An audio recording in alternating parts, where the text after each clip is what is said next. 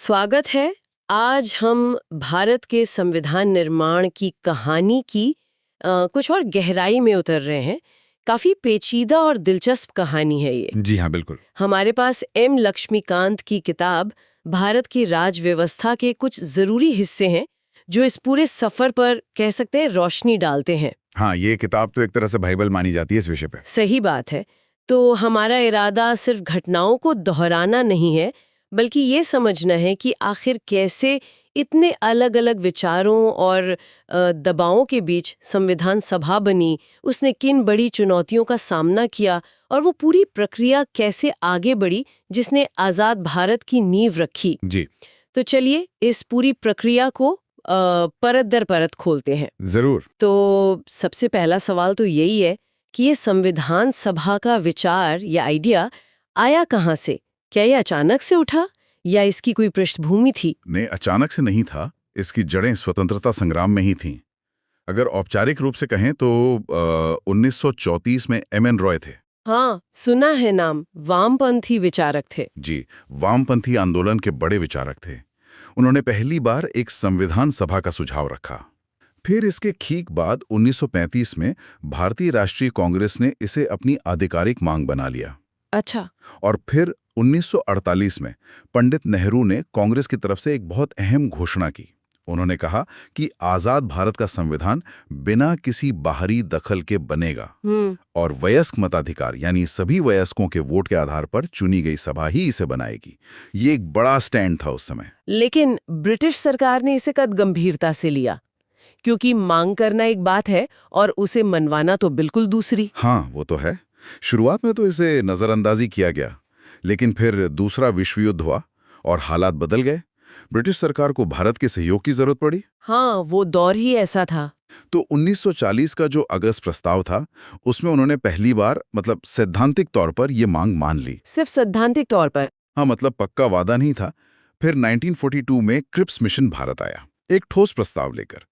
लेकिन उसमें एक पेंच था। क्या पेंच था? उन्होंने कहा कि युद्ध खत्म होने के बाद संविधान बनेगा, पर मुस्लिम लीग ने उसे सीधे सीधे ठुकरा दिया। वो चाहते थे कि भारत को दो हिस्सों में बांटा जाए और दोनों के लिए अलग अलग संविधान सभाएं बने। अच्छा, तो क्रिप्स मिशन भी फेल हो गया।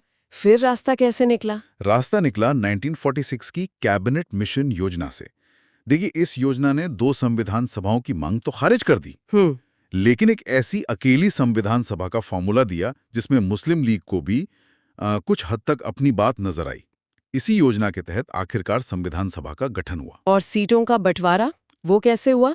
सुना है वो भी बड़ा दिलचस्प था। जी हाँ, काफी दिलचस्प था और उस समय की सामाजिक और राजनीतिक सच्चाई को दिखाता भी है। कुल 389 सीटें तय हुई। 389 काफी ज्यादा थी। हाँ, इनमें से 296 सीटें ब्रिटिश भारत के प्रांतों के लिए थी और 93 देशी रियासतों के लिए। अच्छा, प्रांत और रियासतें अलग अलग। जी। और ब्रिटिश भारत की सीटों को भी 3 मुख्य समुदायों में बांटा गया, मुस्लिम, सिख और सामान्य, मतलब बाकी सब। आबादी के हिसाब से। हाँ बिल्कुल, उनकी आबादी के अनुपात में। और यही फॉर्मूला प्रांतों और रियासतों पर भी लागू हुआ। मोटे तौर पर कहें तो हर 10 लाख लोगों पर एक सीट। कोशिश थी कि विविधता नजर आए। और इन सदस्यों को चुना कैसे गया? क्या आम जनता ने वोट डाला था जैसे नेहरू जी चाहते थे? नहीं, यही एक महत्वपूर्ण बात है। ब्रिटिश प्रांतों के जो प्रतिनिधि थे, उनका चुनाव सीधे जनता ने नहीं किया था। तो फिर किसने किया? उनका चुनाव प्रांतीय असेंबली के सदस्यों ने किया था, और वो भी समानुपातिक प्रतिनिधित्व की एकल संक्रमणीय मत प्रणाली से। ये थोड़ा समझाएंगे, एकल संक्रमणीय मत? मतलब सरल शब्दों में कहें तो वोट देने वाले सदस्यों ने अपनी पसंद के उम्मीदवारों को वरीयता क्रम में रखा, पहली पसंद, दूसरी पसंद, ऐसे। इससे छोटे समूहों को भी कुछ प्रतिनिधित्व मिलने की उम्मीद थी। अच्छा। और देसी रियासतों के प्रतिनिधि? वो तो चुने ही नहीं गए। उनका चयन रियासतों के प्रमुखों को करना था, मनोनीत करना था। ओह, तो कुल मिलाकर ये सभा आंशिक रूप से चुनी हुई और आंशिक रूप से मनोनीत थी, सीधे तौर पर जनता द्वारा चुनी हुई नहीं। बिल्कुल, ये प्रत्यक्ष चुनाव नहीं था और इसी आधार पर इसकी आलोचना भी होती है, जिस पर हम शायद बाद में बात करेंगे। हाँ, जरूर करेंगे। तो चुनाव कब हुए और नतीजा क्या रहा? चुनाव हुए जुलाई-अगस्त 1946 में। कांग्रेस को जबरदस्त जीत मिली, 208 सीटें। जाहिर है। मुस्लिम लीग को 73 सीटें मिली, जो उनकी स्थिति को भी मजबूत करता था। छोटी पार्टियों और निर्दलियों को कुल 15 सीटें मिली। और देसी रियासतों की 93 सीटें। वो खाली रह गई। शुरू में रियासतों ने खुद को सभा से दूर रखा। वो तय नहीं कर पा रहे थे कि क्या करें। और एक बात मैंने पढ़ी थी कि महात्मा गांधी इस सभा के सदस्य नहीं थे। हाँ, ये एक रोचक तथ्य है। गांधी जी सदस्य नहीं थे, हालांकि उस समय के लगभग सभी बड़े नेता, सभी दिग्गज इसमें शामिल थे। ठीक है, तो सभा बन गई, भले ही कुछ विवादों और खाली सीटों के साथ। अब इसने काम करना कैसे शुरू किया? पहली बैठक, कैसा माहौल रहा होगा? पहली बैठक हुई 9 दिसंबर 1946 को, लेकिन ये शुरुआत भी कह सकते हैं बहुत अच्छी नहीं रही। क्यों, क्या हुआ? मुस्लिम लीग ने इसका बहिष्कार कर दिया। वो अलग पाकिस्तान की मांग पर अड़े हुए थे। तो उस दिन सिर्फ 207 सदस्य ही बैठक में शामिल हुए। माहौल में एक अनिश्चितता तो थी। समझा जा सकता है। उस दिन फ्रांस की तरह सबसे वरिष्ठ सदस्य डॉक्टर सच्चिदानंद सिन्हा को अस्थायी अध्यक्ष चुना गया। फिर स्थायी अध्यक्ष वगैरह भी चुने गए होंगे। बिल्कुल। 2 दिन बाद ही 11 दिसंबर 1946 को डॉक्टर राजेंद्र प्रसाद को स्थायी अध्यक्ष चुना गया और एच.सी. मुखर्जी उपाध्यक्ष बने। अच्छा। बाद में वी.टी. कृष्णमाचारी को भी दूसरा उपाध्यक्ष बनाया गया। इससे सभा को एक स्थिर नेतृत्व मिल गया। और फिर आया वो ऐतिहासिक उद्देश्य प्रस्ताव, है ना, जिसे नेहरू जी ने पेश किया था। ये इतना महत्वपूर्ण क्यों माना जाता है? इसने क्या दिशा तय की? हाँ, ये बहुत ही महत्वपूर्ण था। 13 दिसंबर 1946 को नेहरू जी ने इसे पेश किया। देखिए, ये सिर्फ एक प्रस्ताव नहीं था, ये आने वाले संविधान की आत्मा की घोषणा थी, उसका दर्शन था। इसमें क्या-क्या खास बातें थीं? इसमें भारत को एक स्वतंत्र, संप्रभु गणराज्य बनाने का इरादा जाहिर किया गया। नागरिकों के लिए सामाजिक, आर्थिक और राजनीतिक न्याय, विचार, अभिव्यक्ति, विश्वास, धर्म और उपासना की स्वतंत्रता, समानता और अवसरों की समानता सुनिश्चित करने का संकल्प था। और सबसे जरूरी बात, इसने अल्पसंख्यकों, पिछड़े वर्गों और कबायली इलाकों के हितों की रक्षा का वादा किया। इसने भविष्य के संविधान के मूल सिद्धांतों की नींव रख दी। क्या इसे आसानी से मान लिया गया? नहीं, इस पर काफी बहस हुई, लेकिन आखिरकार 22 जनवरी 1947 को इसे सर्वसम्मति से स्वीकार कर लिया गया। और ये सर्वसम्मति बहुत महत्वपूर्ण थी, क्योंकि इसने दिखाया कि इतने मतभेदों के बावजूद एक साझा नजरिया बन रहा था। और यही बाद में प्रस्तावना बना। जी हाँ, इसी उद्देश्य प्रस्ताव का बदला हुआ परिष्कृत रूप आज हमारे संविधान की प्रस्तावना है। इसने एक तरह से संविधान का एजेंडा सेट कर दिया था। फिर 1947 में देश आजाद हुआ और बंटवारा भी हुआ। भारतीय स्वतंत्रता अधिनियम का सभा पर क्या असर पड़ा? इस अधिनियम ने सभा की स्थिति में 3 बड़े बदलाव लाए। पहला और सबसे अहम, सभा अब एक पूरी तरह संप्रभु निकाय बन गई। मतलब अब वो ब्रिटिश संसद के किसी भी कानून को बदल सकती थी या खत्म कर सकती थी। अच्छा, पूरी आजादी। हाँ, और अपनी मर्जी का कोई भी संविधान बना सकती थी। दूसरा, सभा एक विधायिका भी बन गई। उसे दोहरी भूमिका निभानी थी, एक तो संविधान बनाना और दूसरा देश के लिए आम कानून बनाना। मतलब संसद की तरह। जी, एक तरह से अंतरिम संसद। जब ये संविधान सभा के तौर पर मिलती थी तो अध्यक्षता डॉक्टर राजेंद्र प्रसाद करते थे, और जब विधायिका के तौर पर मिलती थी तब जीवी मावलंकर अध्यक्ष होते थे। दिलचस्प है ये। और तीसरा बदलाव? तीसरा बड़ा बदलाव बंटवारे से जुड़ा था। मुस्लिम लीग के सदस्य जो पाकिस्तान वाले इलाकों से थे, वो सभा से अलग हो गए। हाँ, स्वाभाविक था। इससे सदस्यों की संख्या 389 से घटकर 299 रह गई। ब्रिटिश प्रांतों की सीटें 229 और देसी रियासतों की 70 रह गई। बंटवारे की छाया सभा के काम पर भी पड़ी, जाहिर है। संविधान बनाने का ये इतना बड़ा काम तो था ही, इसके अलावा क्या सभा ने कुछ और भी अहम फैसले लिए? हाँ, कई महत्वपूर्ण काम किए। जैसे मई 1949 में राष्ट्रमंडल में भारत की सदस्यता को मंजूरी दी। 22 जुलाई 1947 को तिरंगे को राष्ट्रीय ध्वज के रूप में अपनाया। राष्ट्रगान और राष्ट्रगीत भी? जी, वो 24 जनवरी 1950 को जनगणमन को राष्ट्रगान और वंदे मातरम को राष्ट्रगीत के रूप में स्वीकार किया गया। और इसी दिन यानी 24 जनवरी 1950 को डॉक्टर राजेंद्र प्रसाद को भारत के पहले राष्ट्रपति के रूप में भी चुना गया। ये सभा की आखिरी बैठक भी थी। और ये पूरा संविधान बनने में कुल कितना समय लगा? ये आंकड़ा अक्सर सुनने में आता है। हाँ, ये काफी मशहूर आंकड़ा है। इसमें लगे 2 साल 11 महीने और 18 दिन। बाप रे, काफी लंबा समय है। जी, इस दौरान कुल 11 सत्रों में बैठकें हुई।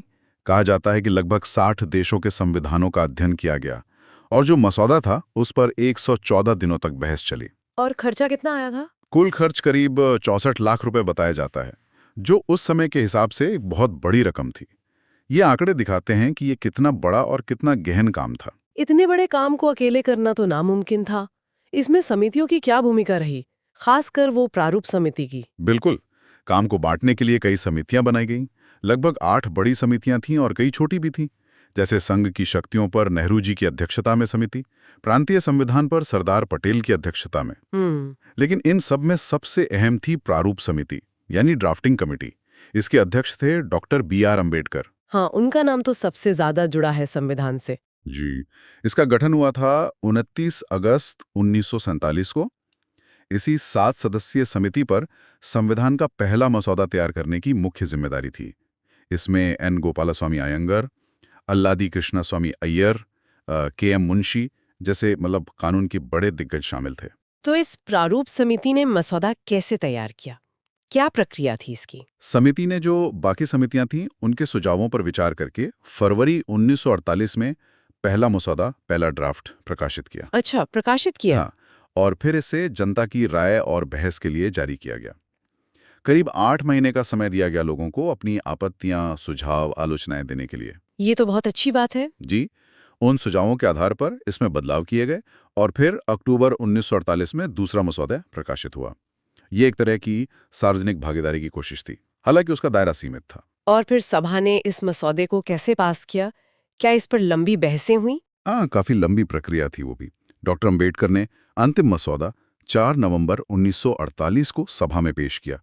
इस पर 3 चरणों में विचार हुआ, जिसे वाचन कहते हैं। 3 वाचन? जी, पहले वाचन में तो आम बहस हुई। दूसरा वाचन सबसे लंबा और सबसे महत्वपूर्ण था।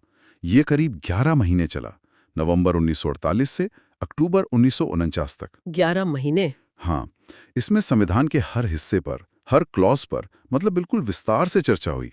हजारों संशोधन प्रस्तावित किए गए। हजारों? जी हाँ, जिनमें से करीब 2500 पर तो सदन में बाकायदा बहस भी हुई। ये दिखाता है कि हर पहलू पर कितनी गहराई से विचार विमर्श हुआ था। वाकई? और तीसरा वाचन? तीसरा वाचन नवंबर 1949 में शुरू हुआ। डॉक्टर अम्बेडकर ने प्रस्ताव रखा कि सभा द्वारा तय किए गए संविधान को पारित किया जाए और आखिरकार 26 नवंबर 1949 को इस प्रस्ताव को पारित घोषित कर दिया गया। 26 नवंबर 1949। जी, उस दिन जो सदस्य मौजूद थे, 284 सदस्य, उन्होंने इस पर हस्ताक्षर किए। यही वो तारीख है जब हमने संविधान को अपनाया, लागू किया और खुद को समर्पित किया, जैसा कि हमारी प्रस्तावना में लिखा है। और इस दिन जो संविधान अपनाया गया, उसमें क्या-क्या था? उस दिन अपनाए गए संविधान में एक प्रस्तावना, 395 अनुच्छेद और 8 अनुसूचियां थीं। तो 26 नवंबर 1949 को संविधान अपनाया गया, जी, जिसे अब हम संविधान दिवस के रूप में मनाते हैं। जी। लेकिन ये पूरी तरह लागू तो 26 जनवरी 1950 को हुआ। ये क्यों? हाँ, ये एक दिलचस्प बात है। देखिए, कुछ प्रावधान जैसे नागरिकता, चुनाव, अंतरिम संसद और कुछ अस्थायी प्रावधानों से जुड़े अनुच्छेद, वो तो 26 नवंबर 1949 को ही लागू हो गए थे। ताकि देश का काम न रुके। बिल्कुल। लेकिन संविधान का जो बड़ा हिस्सा था, वो 26 जनवरी 1950 को लागू हुआ और ये तारीख जानबूझकर चुनी गई थी। क्यों? इसका क्या महत्व था? क्योंकि 1930 में इसी दिन 26 जनवरी को कांग्रेस ने रावी नदी के तट पर हुए लाहौर अधिवेशन के बाद पूर्ण स्वराज दिवस मनाया था। तो ये उस ऐतिहासिक दिन को सम्मान देने के लिए था और इसी दिन भारत एक गणतंत्र बना। अच्छा, ये वजह थी। और इस पूरी प्रक्रिया में डॉक्टर अंबेडकर की भूमिका को तो बहुत ही अहम माना जाता है। निस्संदेह, प्रारूप समिति के अध्यक्ष के तौर पर उनकी भूमिका केंद्रीय थी।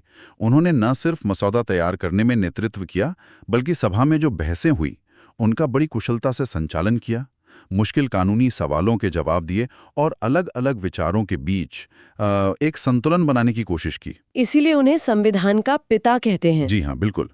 इसी वजह से उन्हें संविधान का पिता या मुख्य वास्तुकार कहा जाता है। ये तो हुई संविधान बनने की कहानी, लेकिन क्या इस संविधान सभा की आलोचना भी हुई?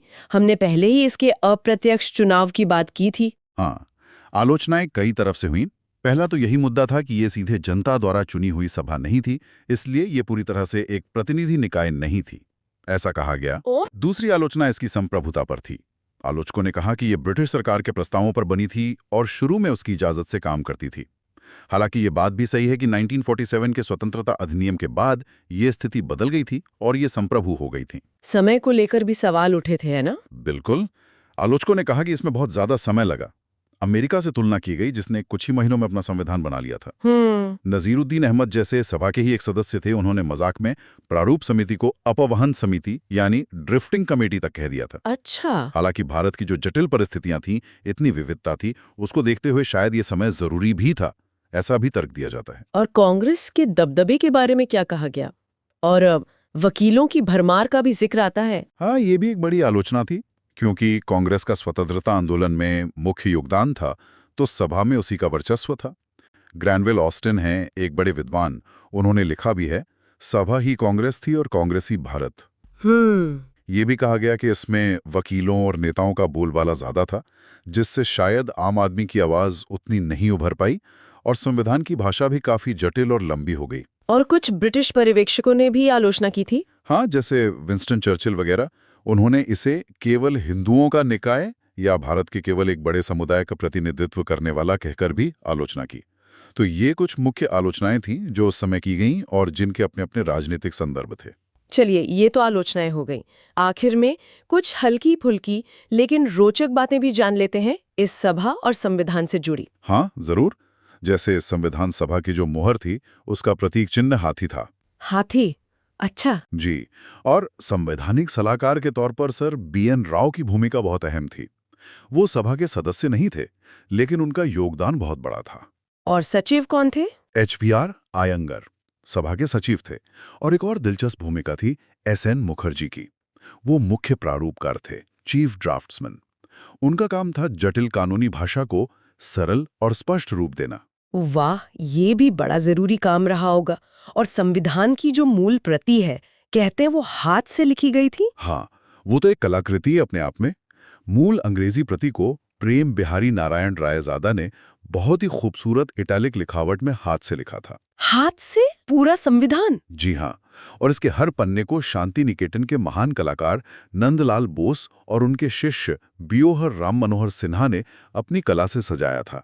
मूल प्रस्तावना को भी राम मनोहर सिन्हा ने ही अलंकृत किया था। अद्भुत। क्या इसका हिंदी संस्करण भी था? हाँ, मूल हिंदी संस्करण का सुलेखन यानी कैलीग्राफी वसंत कृष्ण वैद्य ने की थी, और उसे भी नंदलाल बोस ने ही सजाया था। ये तो कमाल की बात है। हाँ, लेकिन एक और दिलचस्प बात यह है कि मूल संविधान में हिंदी के आधिकारिक पाठ का कोई प्रावधान नहीं था शुरू में।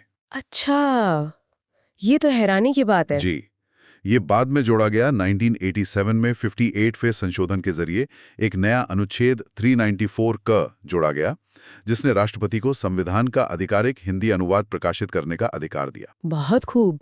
तो ये थी भारत के संविधान निर्माण की कहानी। एक विचार के जन्म से लेकर सभा के गठन, उसकी बहसों, चुनौतियों और आखिरकार एक ऐसे दस्तावेज के बनने तक का सफर जो आज भी हमारे देश की दिशा तय करता है। जी। ये वाकई दिखाता है कि कैसे इतने सारे मतभेदों के बीच भी एक राष्ट्र की नींव रखी जा सकती है। बिल्कुल। इस पूरी प्रक्रिया की जटिलता और फिर भी उसकी सफलता को समझना हमें अपने गणतंत्र की जड़ों की गहराई का एहसास कराता है। ये दिखाता है कि बातचीत, बहस और समझौते से क्या हासिल किया जा सकता है। बिल्कुल। लेकिन यहाँ एक सवाल मन में आता है और शायद सोचने पर मजबूर करता है कि उस दौर में जब देश बंटवारे के भयानक दर्द से गुजर रहा था, सैकड़ों रियासतों को एक करना था, समाज में इतने गहरे मतभेद थे, आखिर वो कौन सी बातें थीं? क्या वो कुछ सिद्धांत थे या कुछ प्रक्रियाएं थीं, या शायद नेताओं का कोई साझा नजरिया था जिसने संविधान सभा को इतना स्थायी और इतना प्रभावी दस्तावेज बनाने में मदद की, जो आज भी इतने विविध, इतने बड़े भारत को एक साथ जोड़े हुए हैं? ये सवाल हमें उस दौर की असाधारण उपलब्धि पर दोबारा सोचने को विवश करता है।